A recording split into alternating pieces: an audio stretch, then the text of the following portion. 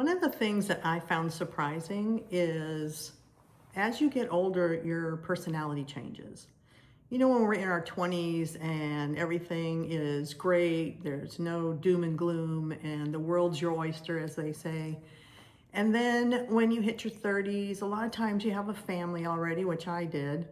And, you learn to try to be an adult. So all of a sudden you're adulting and you have to make tougher decisions, and there's consequences that you see immediately. And then your 40s, I think you kind of settle into your career, and maybe you have a little bit more of an understanding of who you are as a person. And then in your 50s, at least for me, that's when I started to think about things differently. Like, you get more involved in the news. It's not just something that's on in the morning while you're getting ready. Like, you're really paying attention to the news. And you find that most of your discussions at work are based on what happened in the news that day. But you also start thinking about your future and what's going to happen when you retire, because you're getting close to that retirement where you might have maybe 5, 10 more years to work. So I retired when I was 52, and I thought I had it all figured out, which I think most people do when they're about to retire. And I've been retired for 11 years now. And I got to say that I didn't have it all figured out. And if anybody does, you're in the minority, I think, because most people, we're just winging it. We're winging it through life to begin with, because there is no how-to book on how to progress in your age. But today, I want to focus on some changes to my personality once I hit my 60s. Welcome, friends. And if you're not my friend and you want to be my friend, just hit subscribe and we'll be friends. Hi, I'm Rose, and this is my channel where I talk about everything having to do with retirement. Nothing's off the table. But today, I want to talk about some changes in who I am when I turn 60. Now, one of the biggest changes that I noticed is I don't really care what anybody thinks about me anymore. Like my hair, I do my hair for me. And then right now I'm trying to grow it back out. So it was short and neat. And I had it that way for probably about 5 years. And I'm just ready for a change. So I'm gonna grow it back out again. So I'm kind of in the ugly stages of my hair, but I don't really care what anybody else thinks about it. I do the best I can with it and get on with my day. I mean, I want it to look nice, but when you're growing your hair out, there's this ugly phase you get into where you're not quite where you want to be, but you're out of the short hair stage, and you just kind of got to get through it. So I find that, like, I'll still leave the house. I mean, I just went to Sam's Club. So, and you might run into somebody I know, and before, I think that used to bother me. Like, my hair had to be right. Everything had to look good, clothing, everything had to match. And I'm finding now that that's not as important to me as it used to be. So that's like one of the biggest changes that I've noticed, mainly because I'm in the process of my hair growing out. Now, I mean, don't get me wrong, I still want to look good. I still want to wear decent clothes. I don't go out in tattered clothes or anything. But when I'm home, I might be, So the second biggest thing I think I've noticed in a change in me is I might not be so worried about what I say. Like, I remember at work, especially in meetings, I may not have had the confidence to speak up and say something, even though I knew the subject, I knew the answer. I've always been an introvert, so I was kind of like a little bit shy. And so I kind of like hang out in the meeting, listen and thinking, they'll get to it. And if they don't come to it, then I would, say what I thought would be right. But the whole time I would be stressing about that. Like, do I say that? Is that the right word? Am I using the right word? Will I get my point across? Will they understand me? Will they think I'm stupid? And in the workforce, I think at least I can only speak for myself. I thought that because, that's who you are. That's your identity. You're that person at work, and you should know the answers. And so that's one of the biggest changes too. So number 2 was that I can say what I feel now. And I use the wrong word sometimes. I think we all do. And I don't know if that's age or just, that just happens. People use the wrong word. But I find now that I can interact more with people, not really strangers so much. Well, that's not true because I find myself talking to strangers sometimes too, like just saying hi or commenting on something. Like I was at the store and I was looking at this thing that I bought before and it was good. And I was trying to debate whether I wanted to buy it again. And this other lady was standing there and she was looking at it and I said, have you tried these? And she commented and I said, I tried them, I'm not sure. And we kind of had a conversation. I don't know this lady and I'll probably never see her again. Now, I wouldn't have done that before, but in my 60s, I feel like, I guess I don't care. I am who I am and I'm accepting of that now. But so I will kind of talk to strangers, but in my my friend group, my tribe, I will interject and I'm not afraid to sound stupid or silly or even act silly. And it's not as much anxiety anymore. I don't put too much thought into that. I don't want to just blurt out things. We all have to have that filter, so that we don't hurt someone's feelings or we're rude. But I feel like I can just be me in front of people and they accept me. They want to be my friend still. So I must be an okay person, right? I try to be a good person. We all should try. But anyway, so that's number 2.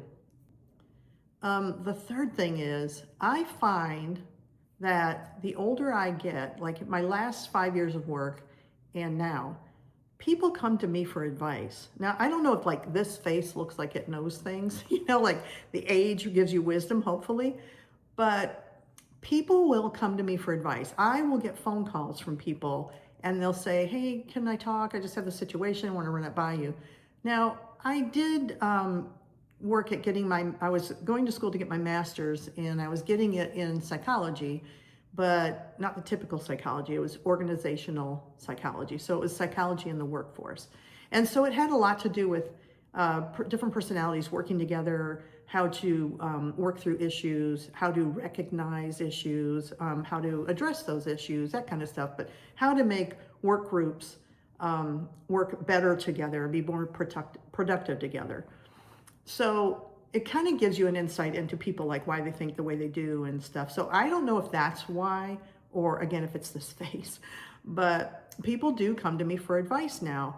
And sometimes like something will come out of my mouth and I'm shocked that I actually said that. And that was a good advice, and so it must've been something that I read or I don't know, just wisdom, I guess. Because I did, you work all those years, you work with different groups of people and you're kind of stuck with those people. So you need to figure out how to make things happen. But sometimes I surprise myself in what comes out of my mouth. Now, I don't always give the best advice because people don't always take my advice. And I think that's okay because people need to have options. So if someone comes to you for advice and then they don't take it, a lot of people I know will say, well, I'm not giving them advice anymore. They didn't take my advice. And I don't think you should take it that way. I think you should be honored, basically, that they asked you for your advice. Obviously, they care what you think, but people need to weigh their options and they need to pick their own path. They need to be responsible for their path, responsible for their decisions. So if you're telling them what to do and they're just going to do it and then it doesn't work out, then that's kind of on you, is what they're going to think. And maybe it is, maybe it isn't, but it's important that people get several ideas and then pick the best option for them. So a lot of times people don't take my advice, but a lot of times they do. So that's the third thing that's happened since I've turned into my 60s. Now, another thing that's happened, which is my son points this out to me all the time, is when I was raising my son, there was no jumping on the bed, jumping on the couch, leaving your toys around. It was stricter, right? Because that was your child and you're raising your child. But when he brings his sons over, like there's this whole nother set of rules. Like I'm like, it's just furniture, oh, they're fine. Oh, they're making noise. It's okay. It's not hurting anybody. And he would drop them off here and then he would say, so how were the boys? And I'd say, oh, they were perfectly fine. He's like, what? They're not at home. He's at home telling them, get off the furniture, pick up your toys, don't make so much noise, that kind of stuff.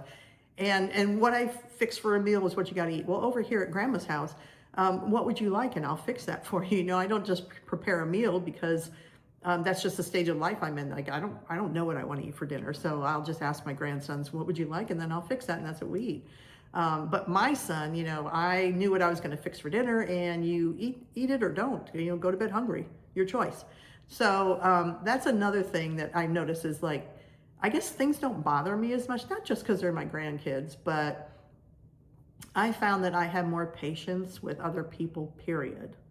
So, and that's not with everybody in their 60s, because I've seen some really grumpy people, but I don't know what their backstory is. You know, I mean, maybe they're in pain or maybe they're hurting mentally. I don't know. So I don't want to judge anybody, but I can just say for me and my friends, we seem to be more patient, more understanding, more forgiving.